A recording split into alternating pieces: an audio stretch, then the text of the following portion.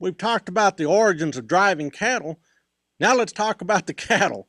What is the product that is being pushed up the Chisholm Trail?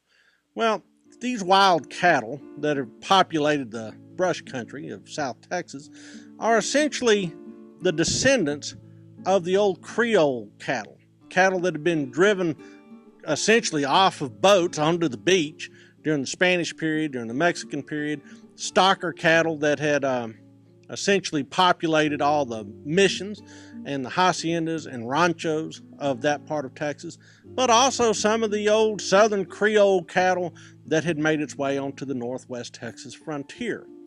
The good news about all these old-fashioned breeds of cattle is that they kept their weight. Now, they were rangy, and they didn't bulk up like some other breeds of cattle, but they also didn't lose their weight if you moved them. So you could actually drive these cattle 10 to 15 miles a day and not lose product. Once they were at the railroad corrals up in Kansas, you could then fatten them up a little bit, but ship them straight to the feedlots and the slaughterhouses of Chicago. Once you have the invention of refrigerated cars, all of a sudden Texas cattle turned into Chicago steaks begin to feed the North. Well, the Chisholm Trail was popular because it had plenty of grass and water. And those tough longhorns actually did pretty doggone well on this route as long as the grass and the water held out. They maintained their weight and usually maintained their condition. So here's how the economics work out. For about $5 a head, let's say you're having to buy your cattle, you could buy them for $5 a head down near Mexico. You could drive these cattle and sell them to a buyer up in Kansas for about $40 a head. Wow, that's quite the markup. What's that mean in present day dollars? It's like buying a beeve for $100 and selling it for $750. Well, let's put the multiplier in there. Herds routinely numbered between 2,000 and 3,000 animals. So a successful drive might net the owner of all those cattle more than $100,000 in 1870 money, or about $1.5 million in today's dollars. That's a big motivation to drive cattle up the trail. Well, who's actually doing the driving? A lot of times it's not the guy who owns the cattle. He hires it done. But the laborers, the people that are actually putting in the hard days, are the cowboys. Now, these cowboys would usually earn about $90 for the course of a drive, maybe $100. So they're on the trail for about 2 to 3 months, and they come back with a $100 bill. That's not bad. But how does that compare? Well, it's about $2,000 in today's currency. So, what kind of people are attracted to $2,000 in hard money after 3 months of hard work? Well, they tended to be young. This is one of those sort of starter jobs for a lot of these guys because it takes some skill, but really takes the endurance that best comes with youth. So there's a lot of young men. Cowboys are remarkably young, on average between 16 and 19 years old. Also, this is an attractive job if you're African American or Tejano and have limited economic outlets otherwise. Well, what's the typical cowboy trail herding or trail driving crew look like? It's about a dozen guys. The trail boss was the guy that headed the operation. Most of the times he was with the herd, but he would also go ahead of the herd to scout the route and also to find buyers. He's the business agent in the saddle. He may not be the owner. The owner may be back at a ranch in South Texas enjoying a nice, refreshing beverage on the porch of his ranch house. The trail boss is charged with getting that property up to a buyer. Amongst the cowboys, you always had a guy known as the ramrod. And the ramrod essentially managed the personnel. So the trail boss is handling the business, ramrod is handling the employees.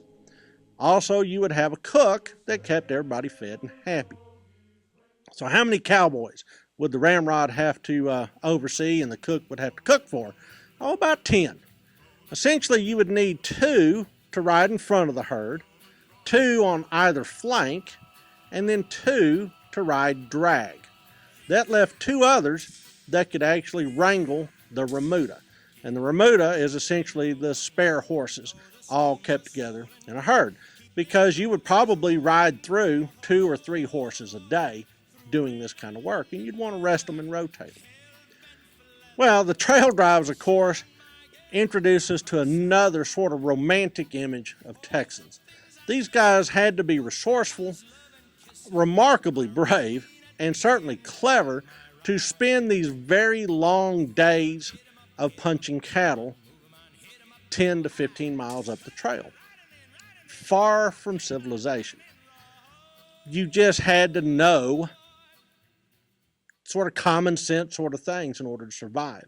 And this sort of self-reliant American becomes another contribution that Texas makes to the national story.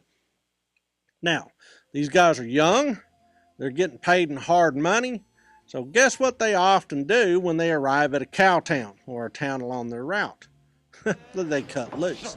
In this sort of cutting loose of cowboys, young men on the make, out away from the civilizing influence of women and families, that sometimes comes into the creation of hell towns, places where gunplay is frequent, and there's all sorts of vices in the offing.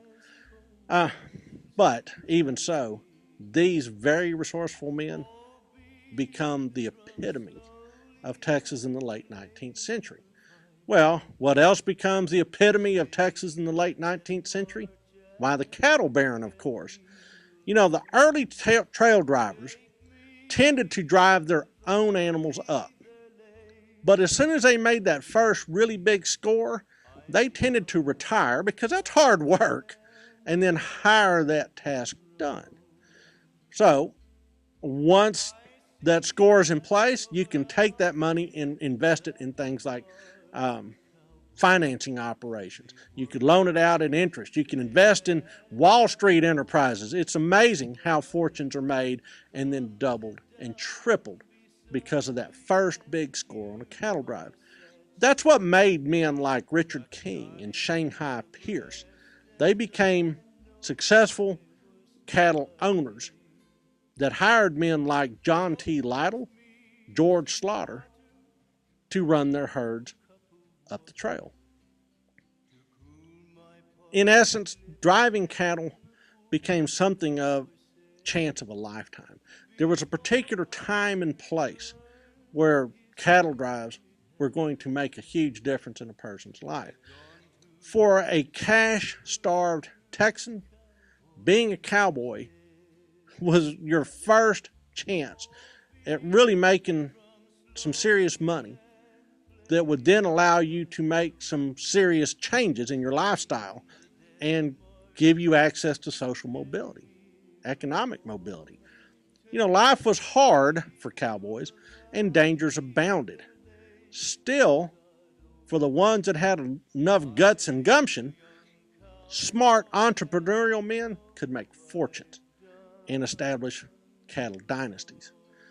This influx of capital into Texas and this sort of molding of that Texas character will have a huge influence on the state's development throughout the last part of the 19th century.